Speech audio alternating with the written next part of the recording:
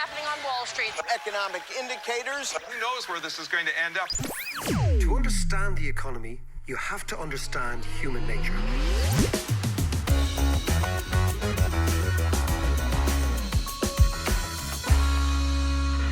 How are you doing? It's David here, and you're listening to the David McWilliams podcast, the podcast that every week tries to make economics a little bit more comprehensible, a little bit less jargony, and hopefully a little bit more relevant to all of us.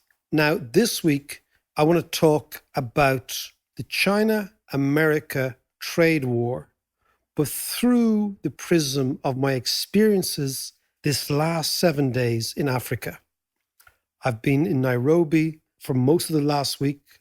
I've seen and heard lots of stuff. I want to share that with you simply because Africa is not only now a very important place, but over the course of the next 60 years, it's going to change dramatically. And by the year 2080, 1 person in every 5 in this world will be African.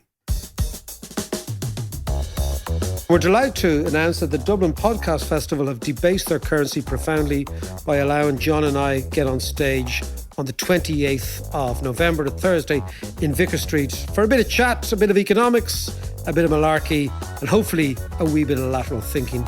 Join us if you fancy it. Have a gander at ticketmaster.ie. Dublin Podcast Festival, Thursday, 28th November, Vicar Street. See you there. Now, as always, I'm joined by your man. He's over here. What's the story, Head? All good? All good, as always. All good. How was your week, man? My week was good. Yeah, it was actually very good. Got a lot of work done. We're still working on the book. Hey. That's, by the way, the Renaissance Nation, the book I published last year. We've updated it and we're going to publish it on audiobook in the coming weeks if John can get his shit together. But that's we're getting there. Anyway, you were on your travels. How are they? Meet anyone interesting? Look, I tell you, this podcast is beginning to change my life in many ways. I didn't realize, like we started this saying, let's have a chat every now and then, every week. But it's actually created a community. So I was down in the weirdest place in the world. So I was down working with Oxfam this week in Nairobi. I've never been to Kenya before. I've never been to Nairobi before. I'm there. It's a wild place, isn't it? You've been there. Yeah. Tell me about your night there. Well, it was myself and my mate Joe had 24 hours there, which was a wild 24 hours, which I won't go into the details, but we ended up in a restaurant called Carnivore where they served us up. And you ate everything? We ate everything, which was zebra, hartebeest, and crocodile. And then you had a flag on the table. And as long as the flag was still standing, they kept serving you stuff until you put the flag down. We rolled out of the place and onto the plane home. It was a fantastic time. We also went to Mass there and couldn't get out of it. Okay, now I'm all ears here. You went to Mass, B, you couldn't get out of it. I know. Had you not smoked one of those massive African numbers before that? No, we got into town, got out of a taxi, and across the street we heard this amazing singing, like really incredible gospel singing. So we were just drawn to it. And we arrived in and we opened the door and there was this full-on gospel mass going, really loud, guys really going for it, clapping, hooting and hollering, the whole lot. And people grabbed us, grabbed me, shoved me in one side, grabbed Joe, shoved him in the other side. And we were stuck there. We were stuck there for it was about an hour and a half, and myself and Joe were kind of looking at each other going, how do we get out of here? And we had to get out, and we had to climb over people. They were really unimpressed that we were leaving. Sounds like mass. Sounds like Mass in Monkstown circa 1981. Singing was amazing though. Well, look, listen, maybe off mic, we will discuss the intricacies. We will indeed. If you're a night or two in Nairobi, maybe you just don't want to tell your kids just yet the sort of delinquent. So go on, tell us your. Well, I'll tell you the funny thing. So I tweeted out, I'm in Nairobi at this conference. Fascinating, hadn't been here before. And I get a tweet back. Somebody says, look, are you in Nairobi? Why don't you meet up with us? We listen to the podcast. Right. And I looked at the Twitter handle. And the Twitter handle, do you remember this Lex Romania, which was the law of Rome, which governed the entire Mediterranean Right. for all the Roman Empire. Lex Romania. And actually, most of our law is based on it, right? Right. Yeah. Yeah. But this Twitter handle was Lex Somalia. And I just thought, okay, Nice. whoever's done this got a good sense of humor. So I tweeted back. I said, I'll DM you and let's see. And it ended up with this amazing woman. And she said, I'll meet you in a bar. I said, grand. She said, there's a couple of us. I said, grand. Ends up her and... Could be a bit dodgy. No, in actual fact, I took a fella with me. I actually said to one of the Oxfam fellas. Yeah. And he said, can I go with you? I said, For grand. security. Yeah. Yeah. I had Yeah. no- Yeah. I had no idea. Yeah, absolutely. Anyway, so you know I'm such an open Egypt. I'd say, yeah, we'll go for a drink, whatever. Anyway, it ends up she's there with her Irish boyfriend. So she's from Somalia. And her fella is a fella called Brian. That's the only name, I didn't get the second name, Right. from Wicklow, who used to be in the Irish Navy in Somalia, sent over by the UN to police Right. the pirates. Wow. And now works for the UN again. Really interesting couple. We had a total hoot. Couple of jars, not many, but we had a really, really nice time. And they told me lots and lots about East Africa. But the thing that really, I remember most of them, they were talking about Ethiopians. Because Somalia was at war with Ethiopia. And she was saying it was a little bit silly because Somalia has maybe 15 million people and Ethiopia's 100 million. So she said that was a bit of a dumb Somalian move Right. to declare war on Ethiopia. But she had lived in New It York. was Al Shabaab, though, wasn't it? It was- Well, Al-Shabaab, we were talking about Al-Shabaab. That's Right. the interesting. And she was saying, look, Al-Shabaab bombed one of the hotels beside us. But she told me something interesting. I love these little bits of trivial, but rather useless, but I think brilliant pieces of information about Ethiopians. I said, what do you think of Ethiopians? She was chatting. She said, oh, they're very interesting people. She was, do you know that in Ethiopia, it's 2019 now in the rest of the world? It's 2012 in Ethiopia at the moment. What? The calendar is 7 years behind us. And I said, why is that? She goes, because they took out the 7 years they were occupied by Italy. Isn't that great? It was like, it didn't exist. It didn't happen. So the Ethiopians have taken it out. And It's just bizarre. isn't that beautiful? So this is the weird shit that I learned when I'm on my travels job. That must confuse everybody. So that's my gem for the week. Brilliant. And- So come here to me then. So you have been away for the week. Yeah. You know, so have you been keeping up to date with Brexit and stuff? Give us a quick Brexit hit. Because we have to. Because we have to. Look, it's interesting. My Brexit take for the week is on the DUP. Right. The DUP are a crowd that never miss an opportunity to miss an opportunity. This is exactly what I've thought about them now, right? Every time they are presented with an opportunity, they miss it. Yeah. So the latest one, the first one was the Good Friday Agreement, which Yeah, they, of course, didn't support. The latest one is now the opportunity that they would have had, and they still have, to create a special economic zone in the north between Britain and the EU. They would attract in enormous amounts of trade, investment. For example, the trip to Ethiopia ended in Copenhagen. I'll tell you about that in a second. Okay. Yeah. But I was walking around Copenhagen. Copenhagen is an amazing city. It is. But I its love Copenhagen. source is the Hanseatic League. The Hanseatic League was a league of city-states that existed in the Middle Ages from Bruges in Belgium all the way, imagine this, all the way to Riga in the Baltic. And each of these states, there was Gdansk and Riga, Stockholm, Copenhagen, Groningen, Amsterdam. What And they year were are we talking? We're talking 1400s, 1500s, 1600s, right? These were city-states that basically traded with everybody. It was called the Hanseatic League. Yeah. Extraordinary period of merchants running successful cities, trading with each other, having free trade based around the Baltic and the North Atlantic in terms of up over Denmark and down towards Belgium. It's always struck me that Northern Ireland could be a Hanseatic place. Look at that, yeah. A free trading, open place. You do business with everybody. That's what's on the table for the DUP if they would just see it. But yet they never miss an opportunity to miss an They're opportunity. just stuck in the past. But that's exactly what they are. Yeah. And it's awful. Or maybe they're banking on this bridge that they're talking about building. Oh, yeah. the Boris Bridge. They're called the Boris Bridge. The Boris Bridge from the Mull of Kintyre to Larne, isn't it? Or, well, it would be Stranraer to Larne, but I mean, the shortest thing would be Mull of Kintyre to Ballycastle, actually, right. where my father was born. So I know a wee bit about this neck of the woods. Okay, right. But look, that's all pipe dreams for extreme unionists. As your father would say, it's a cod. It's a cod. He used to say to my mother's name's Alice, by the way, he'd say, that's a cod, Alice.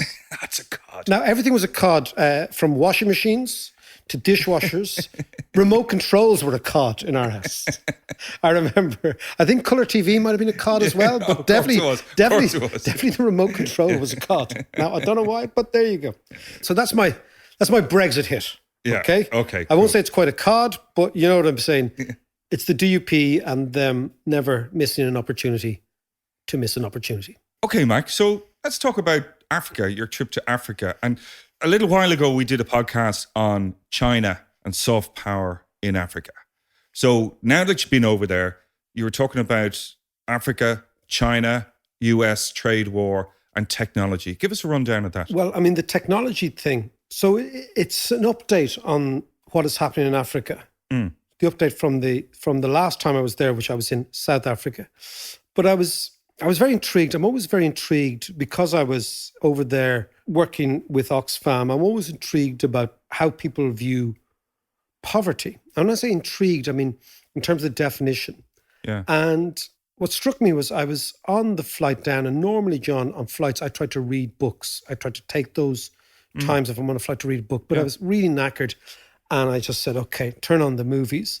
And I saw the movie Vice about Dick Cheney with Christian Bale. And everybody said to me, this is a really good movie. And I watched it. It's an amazing movie. Yeah. It's like for particularly people like us who are political junkies, extraordinary. Everyone talks about the performance of Christian Bale and how come he ends up looking like a overweight 65-year-old man when he's actually a slim young fella. That's not the issue. Yeah. What really struck me about the Dick Cheney character that he portrayed, which seems to be very accurate, was Dick Cheney's role, not just in the Bush presidency and the war in Iraq and all that sort of stuff, but Dick Cheney's role throughout the last 25, 30 years in the Republican Party, and particularly his role during the Reagan period, where he was behind the scenes, where he was involved in 79 in his own election, and the narrative that he spun in 79, 78, because he was involved with President Ford and Nixon and all these. So he's been around for a long time. He was part of all those neocons, wasn't he? He was part of the neocons. Paul Wolfowitz and Donald Rumsfeld. Himself and Rumsfeld were old mates. Yeah. But what struck me is people like that changed the story of America. So when Reagan started cutting taxes for the rich, he said that this would be A, efficient for the economy, but B, there had to be a morality story. And the morality story they came up with was that poor people are poor because they're not entrepreneurial. They are not risk takers. They are lazy. They are bumming the system. Yeah. Okay, right? That's a common theme here as well, by the way. It is, and it's a very dangerous thing. And I watched this as I was flying to Nairobi, and I thought, poor people are poor, if you think of the logic, because they're not entrepreneurial. Therefore, if they're poor, it's their fault. Yeah. And when you go to Nairobi, what you see is poor people are the most entrepreneurial in the world. So on the streets of Nairobi, everyone is buying, selling, taking a risk, hustling. Whatever poverty is, it is not about a lack of hustle. Yeah. And these people are buying and selling all the time as if their life depends on it. And sometimes it does. Yeah, it's relentless. And I was thinking about this relentless, as you say, entrepreneurial idea and how crazy it is for people to believe that poverty is a result of lack of risk-taking. The whole reason for poverty is you're in risk all the time. Yeah. And you're so anxious. And then that got me thinking about measurements of poverty, and you hear all these things. Is it an income? Is it a threshold? Is it a wage? And I don't think it is. I actually think that the way I now look at poverty is that poverty is about time horizons. And it really struck me when I was in Africa Explain that to me. that poor people have very short time horizons. Okay. So every day they're anxious about paying the bills, about getting by. So not only can they not think about tomorrow, they can hardly think about the end of the day. And rich people are people who have the luxury of long time horizons. And by rich people, I mean people like ourselves, because we are, incredibly well off in comparison to the vast majority of the world. We can plan and exactly, we can we plan. have opportunity. So if you think about poverty as being, you cannot live in the future, you live in the present. Yeah. And everything you do is about getting by today. And then you think about being rich or not being poor. It's about having time horizons of a month, 6 months, a year, 5 years, 10 years. Yeah. And the very rich have 50-year time horizons because they don't have to worry about being paid. So they can make huge plans. And the average person in this country can make plans going out 4 or 5 years. So you think about, we've got kids, we've got 5, 6, 7 kids between us, right? 6 kids between us, right? When you talk to them, say, what would you like to do? Yeah. You're going to do your leaving cert. What do you want to do after that? Where do you see yourself? All that stuff. That is a great luxury. Yeah. That is the difference. I think the whole pension system epitomizes that. It's actually putting money away. That's why I always find it difficult to actually think about a pension. Putting money away for when I'm, 65, 70, I might not get there. The chances are you will get there and you'll be the same idiot like me. And we'll be sitting here doing this podcast as two old crusties. But you think about it in that way, right? Now, poverty is about not having a future. That's the key. In a way, poverty, I've said it before, poverty obliterates the future because it means that the future is unavailable to poor people. Because you can't plan, and once you can't plan, you can't invest, and once you can't invest, I'm not talking about money, I'm talking about personal endeavor into a long-term plan. And when you're sitting on, and I was doing it last Monday and Tuesday, sitting on the street in Nairobi, watching the world go by, what strikes me is not only are these people not entrepreneurial, they're the most entrepreneurial people I've ever met. But the reason they are entrepreneurial is because today matters much more than tomorrow. And the interesting thing about middle-class people is that tomorrow, the promise is tomorrow is going to be better than today. And so you live in a way in the future. Right, okay. And that's the way I like to look at the difference between the have-nots, the poor, the well-off, the African lived experience, and maybe the European experience, which gives us this ability to live in the future. It's a very core instinct of almost like the hunter-gatherer. Yeah. Where you get up in the morning and you have to make enough money or get enough food to survive till tomorrow morning. And then you do the same again tomorrow and the same again. And it's, it goes for all poor across the world. It's really funny, in a way, it really kind of, I was thinking of this when I was sitting there, and I was sitting on a crossroads in Nairobi, just watching the world go by. And that kind of Californian sense of live in the moment, live for now? Yeah. That's a luxury. The people in Kenya live for now, and the living in the moment is not some sort of meditational... mindfulness. Exactly. This is actually existing. And existing is about, for them, living for today. So when you're talking about they're entrepreneurial, tell us about that. How so? Well, what you see is people buying and selling all the time. But what really interests me is how do societies go from being poor to being reasonably well off? What you see is that it's not a lack of hustle, it's a lack of institutional stability. What we have in Europe is institutional stability. So we have reasonably good government, reasonably fair taxation, and, Yeah. reasonably good education system, open to reasonably a lot of people. You have security on the street, more or less. You have a stake in society, more or less. In Africa, they don't have this stake. And what's interested me when I was there was the role of banking. I know that banking gets a very bad rap in Ireland because of the crisis and etc. But having a banking system matters. And I was thinking when I was there about John Hume. John Hume, I know it's a large leap from Derry to Nairobi. I was going to say, yeah. Go on. John Hume set up the credit unions in Northern Ireland in the 1960s because he saw that access to credit gives poor people a stake in the future. So you can put money aside for your kids' education and you can plan for the future. And he saw that without access to credit, nationalist people, Catholic people in Northern Ireland wouldn't actually fulfill their dreams, fulfill their objectives. And he set up the credit unions because, unfortunately, the banking system was sectarian. And what I saw in Africa this time, on a really optimistic note, John, was the extraordinary role of technology in creating a parallel banking system for these poor people. And this banking system is actually dragging them out of poverty because it's giving them the ability to live in the future. Right. And I saw that in a thing called M-Pesa. Go on, explain that to me. So I want to talk in this podcast about technology on the ground in Africa and then how the African embracing of technology is leading to America and China playing out their trade war right now in Africa. Right. So first of all, let's start with M-Pesa. Explain that one to me. So Pesa is the Swahili word. Now that I've become obviously fluent. Yeah, Jumbo. Jumbo. I love Jumbo.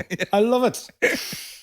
But it's a Swahili word for money and M being mobile. M-Pesa is the most successful digital currency in the world. It's the most successful digital banking system in the world. So you hear all this stuff about Amazon Wallet and all this stuff. Hasn't got a patch on M-Pesa. Yeah. M-Pesa is a banking system which is now subscribed to by close to 80% of all Kenyans. I think banking penetration in Kenya, old-fashioned banking, is 20%. So 80% of people do their banking through their mobile phone. Do we know the population of Kenya? 60 million. Right, okay. Big country.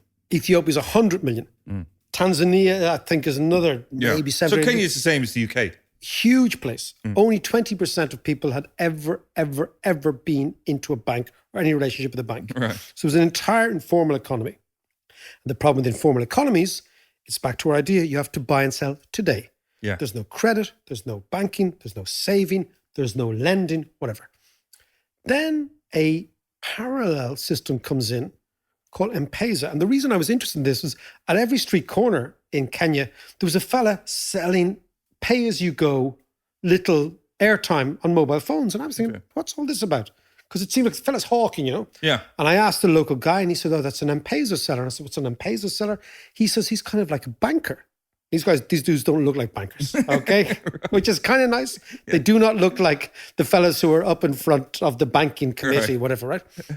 They're fellas. So what M-Pesa is... Whole bunch of Shawnees. Yeah, but what this is, it's really interesting. What this is it's a banking system based on Nokia phones, on SMS technology, the cheapest technology. Yeah. That you go to the M-Pesa banker who used to be selling you airtime. Yeah. He now sells you credit. You give him money, he sells you credit. That credit goes on your phone. You can then send that credit to somebody. You can pay for anything with that. What has happened is very, very quickly, what happened was a basic technology, SMS technology on Nokia phones, and a basic want, which was the want for a credit banking system, came together in Kenya. And now all Kenyans use M-Pesa. It's 80% of Kenyans are involved in it. It's over 30% of GDP is traded on these. So you can walk into a shop with your mobile phone. And buy anything. And this is what the Silicon Valley tech wizards have been trying to achieve for years. Right. The Kenyans achieved this in the last 10 years with basic technology. Okay. First, it was meant to be a saving system that you could use your airtime. So think about what was happening was Kenyans were buying airtime, Yeah. mobile phone credit. Mm. They were sending that credit to their friends in the countryside. Their friends were trading that for money. So I'll give you 10 shillings, which is a small amount, and then you would sell the airtime to your mates for cash. Okay. That's how it started. Right. And then people said, oh, okay, if I can exchange the airtime for cash because I want to be on my phone, Yeah. why don't we start saving using pay-as-you-go credit? Or Which buy they goods. started. Yeah. And then why don't you start buying goods? And then why Yeah. don't you start... And suddenly you end up with a savings scheme, a trading scheme, and ultimately a micro-lending scheme so that I can actually lend somebody money. And the amazing thing about how the world has changed is that, let's say, for example, I have $100 in my M-Pesa account and you want to borrow $50. Yeah. But I have no idea who you are because you are one of the millions of Kenyans on M-Pesa. They say, how do you get a credit rating from these people? How they do that is amazing. They give you a credit rating based on the number of times you top up your mobile phone. If you have a credit rating that tops up your mobile phone regularly over the last 4 or 5 years, the inference is you're good with money. You manage your money. You get a very AAA well. rating. You get a AAA rating, and therefore you get a lower interest rate, and I lend to you. Wow. And the whole thing works. So how has this affected the economy? So this is the thing. It means that the technology has allowed Kenya to skip a generation or two of infrastructural building. That's the key. That technology is dramatically reducing the risk in these countries. And we don't see this at all because for us, technology is a different beast. For them, it's absolutely essential. So think about the credit rating. Think about the micro lending. Yeah. Think about remittances. In the past, in Africa, if you wanted to send $15 or 15 euros to your mother in the countryside, the locals told me you had to give it to a bus driver in a bag of cash. That bus driver usually took 30% interest rate for the pleasure of depositing it with your ma in some remote village. And the chances are he mightn't have turned up or whatever. There's no security. It's gone, yeah. M-Pesa does it through a mobile phone. Well, just on security then, like what kind of security is there in terms of how open is it to hacking or? No, it's the government underwrites the system. Oh, okay. It is an extraordinary example of a banking system with no banks. That's the beauty. And this is how Kenya has managed to overleap some massive institutional problems. And I think it's really fascinating. And I think it makes a huge difference to what's going on in the world. Sounds amazing. But what does that mean then for the traditional banking system in Kenya? It means it's gone. Oh, really? But that's good. Okay. Because the traditional banking system never gave the small guy a chance to bank. Now, Well, what about the central bank though? the central bank exists and the central bank actually oversees M-Pesa, the system. It means that the banks will obviously lend money to wealthy people, etc. But that when you need something as basic as a banking system, technology has brought it in. And I love this idea. Yeah. Because it means that poor countries can get the institutions that they need without building the institutions from scratch. And that is something amazing. And of course, now what they say in Kenya, there's 3 things, the 3 S's, which are smartphones, satellites, and sensors. Right. And this is, again, technology. So one of the big problems in Africa has always been that the agricultural farmers couldn't ever get insurance against droughts or against crop failures. Right. Because there was no data. Now what you have is you have seeds that have sensors on the pack of seeds. You sell those pack of seeds to a farmer. That farmer with one mobile phone between all the farmers there can locate exactly where those seeds, so those seeds have a little chip in them, okay? Right. The pack. The bag, yeah. The bag. That can locate exactly where the seeds have been planted. They send that to a satellite. The satellite then gauges what the risk is, and suddenly the poor farmer can get insurance. They could never do it before. So technology is having a massive, massive effect on what we used to call the third world.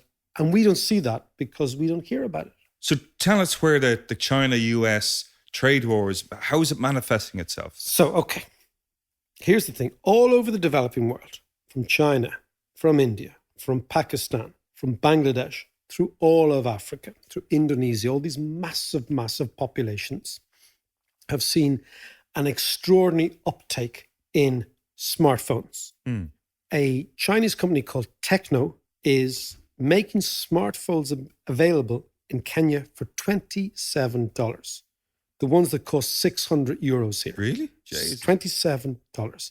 So what you're seeing is a total change in the way in which the developing world is dealing with itself. And it's dealing with itself online. But online for us is Google and, Googling stuff and increasing our worldview. In the developing world, online is Facebook, WhatsApp, and Instagram. These are the dominant platforms. So these are all American companies. So in Africa, America owns attention. America has the attention of what they call the global south, the third world, the developing world. Right? But the Americans, through Facebook, have the attention of everybody, but they don't know how to make money. Because Facebook's model is selling advertising. But there's no advertising available in low-income countries. So they have the attention, which is the holy grail in the United States, but they can't make money. The Chinese, on the other hand, through their Facebook, WeChat, have figured out how to make money from poor people. How? They sell them games. Gaming is what the Chinese sell through WeChat. So they sell them games, apps, etc. Right, okay. Because Chinese love to game. Now, of course, Americans are always saying, what's the biggest unicorn in Africa? And they're always looking for unicorns. And is there ever going to be an African unicorn? There is one. It's called SportPesa. SportPesa, I know you don't know your football, but there's a football team called Everton across. Oh, yeah. If you look across from Toffees. if you look across from Dundee, you look straight across, you will find Goodison Park. Yeah. It's about 70 miles across there, right? Everton are sponsored by a company called SportPesa. SportPesa is a Kenyan, Bulgarian gambling platform. Wow. So you think Bulgaria and Kenya coming together, and they figured out that the way you make money online in Africa, in China, in India, is not by trying to sell them advertising, but you sell them apps, gambling apps, gaming apps, etc. Right.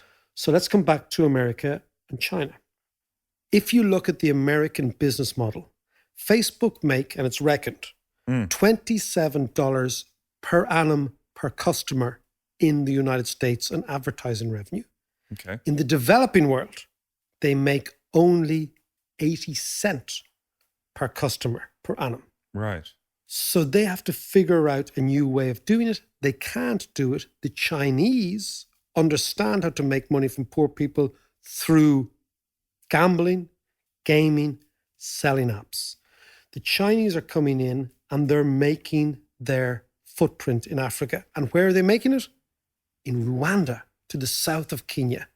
And the extraordinary thing is, if Ireland is the location for all the advertising revenue of Facebook and Google and Instagram and WhatsApp in Europe, Rwanda is going to be that country in Africa. Jack Ma, the head of Alibaba, was just recently in Rwanda, signed a huge deal to make sure that Rwanda is the center of all Chinese e-commerce in Africa. So the end of the story, the end of my trip is Rwanda is the Ireland of Africa. Thanks very much for listening. I hope you enjoyed it. Now, before we let you go, I want to give you a sneak preview of some premium content which you can access via Patreon. Today, I am delighted to be able to speak to Robert Fisk. I remember when Fallujah became the center of resistance to the Americans and to the Shiites. This is 2004. I went down to Fallujah one day and I talked to, in those days you could get away with it without having your head chopped off.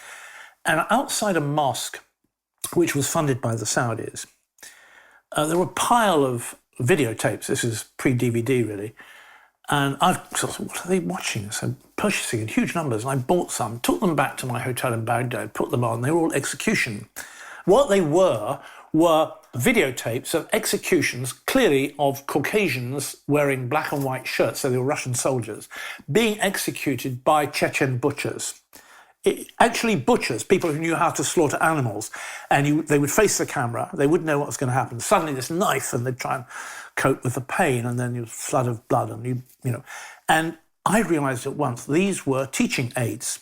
These were attempts to teach those in Fallujah how to kill, and it was done with a knife. They were slaughtering animals. If you enjoyed that, you can hear the full episode and much more by joining us on Patreon, which is patreon.com/David McWilliams. See ya.